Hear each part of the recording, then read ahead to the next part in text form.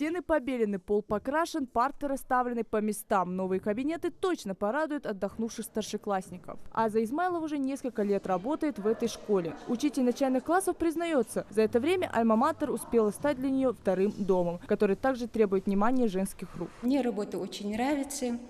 Сейчас мы закончили косметический ремонт в этом кабинете вместе с усилиями родителей, и учителя помогали нам, вместе красили, белили кабинет и положили учебники для детей сюда.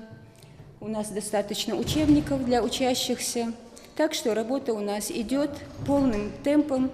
Этой школе больше 60 лет, но даже самые крепкие стены со временем нуждаются в ремонте. Первый капитальный ремонт здесь сделали всего 3 года назад. К новому учебному году школа засияет новыми красками. За малярные кисточки и тряпки дружно взялись всем педагогическим коллективом. Школа, как вы видите, просторная, но старая школа. И площадей у нас кабинетов всего 16 кабинетов учебных. А детей 640 человек в прошлом году у нас обучающих было.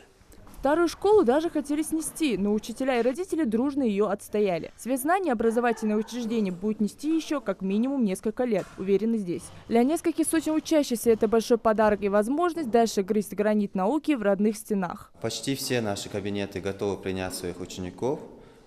Там произведен тоже косметический ремонт, все стены покрашены, побелены везде. Парты находятся в отличном состоянии, то есть все, что нужно, мы там уже сделали. Дальше осталось несколько вещей, тоже закончить некоторые детали, оформление.